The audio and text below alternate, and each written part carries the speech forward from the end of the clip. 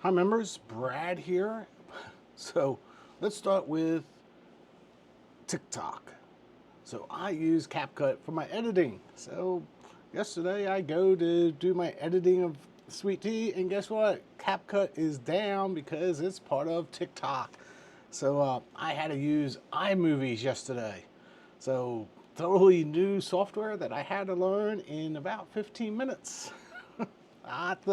Not what you want to be doing on a Sunday.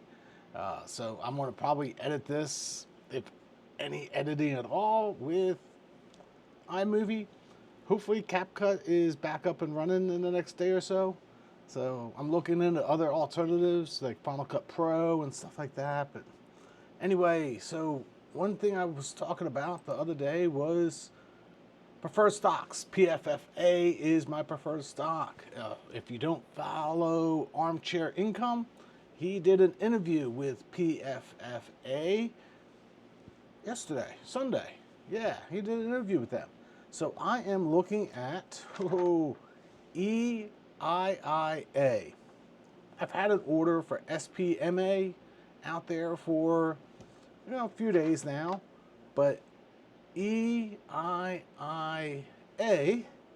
is 8.15 at par. And right now it is trading below par.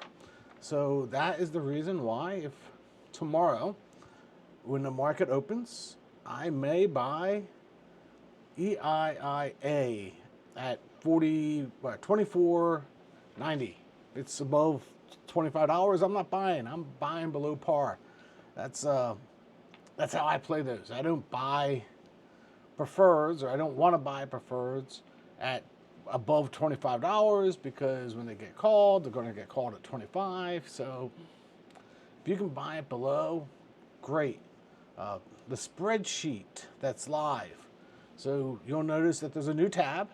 That's going to be, I'm going to call dead results from January 22nd to February 7th.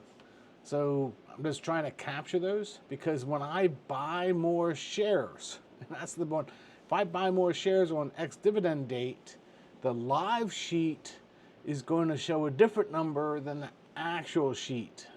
And also, I have to adjust SPMC for the amount of shares that I had on X dividend date and not the today's shares, because it just kind of messes around the income. Because I didn't have 120 shares on X dividend date. I bought more shares after X dividend date, but they don't pay until the end of the month. So I didn't want that to become confusing. So when I do my next $500,000 dividend review, I am going to use what I'm going to call the dead sheet. That way the shares don't get messed around, because if you look at the shares, the share count is dead. When you look at the live sheet, the share count is live. So as I add shares, it will automatically update. So let's keep that in mind. If you look at the price page, oh, Brad has X dividend date and cash amount. So I programmed into Google Sheets to go out and get the X dividend date and give me what they're going to pay. So when those change to January, or January, then I'll know that that is the January payment, and it's going to be automatic. It automatically brings it in. I don't have to go to the websites to go figure out what it is. Now, one thing I do need to do on that is probably program in pay date, but it's a line of code. I have it on another sheet, so it's a couple lines of code that goes out to a website and grabs that data and brings it into Google Sheets. So I can just open up Google Sheets, and that's the best part, is I open up that Google Sheet on a different account, so I can't actually adjust it. I have to sign into my YouTube account to go to that sheet to make any adjustments. But Normally, I have that sheet saved, and I just hit the tab, and I can see exactly profit and loss, where everything's at, what the prices are. I don't have to open up my Fidelity account, and I don't want to open up my Fidelity account all the time, literally all the time. So I was opening up my Fidelity account 3 or 4 times a day. Why? I can have that in Google Sheets. It gives me the information that I need just to be curious in my day. Just I might even put price. I might even put Bitcoin down there so you can see the Bitcoin price, and that way you don't even have to go look at the Bitcoin price. So I might add that in there, just drag in some different ETFs, and you can see some pricing. I don't know, things like that. It's not that difficult to do if you haven't done it. So I did do a back test, and I'm going to do a video today about a certified financial analyst, and he did not analyze anything. I went and took SPY, took the 2 years plus worth of data. I correlated that to SPY, and it was 97.7% correlated, but I got it down to 99.95. So I'm pretty good about getting it correlated directly to SPY. And then I took the SPY pricing from 2004 and projected from 2004 all the way through 2005 what your premiums would have been and everything else. And I will tell you, the great financial crisis, you had a couple months that you did not make your 8% based off of the market being down 40%. And I'm going to share that. I'm going to share exactly. And the best part is you were pulling $1,600 and you were short like $13 or $50. That's why I keep on saying you need to have at least 130% of your income, if not a little bit higher. I'm right now right around 200%. Wow. I only need $7,000, 75. I'm only living on 6. But here you go. You can show the back test, 12%. And what the CFA said was anything above a 10% yield is a scam. That included Jeff Q. I mean, he just went down the list and called them all scams. And you just sit back and go, come on, guy, either you don't know what's going on or you're disconnected from the retirement community. So I did the back testing. I'm going to share that later today, and I want to share exactly how it plays out from 2004 to 2024. And besides that little great recession, and the best part is I took it right through the pandemic.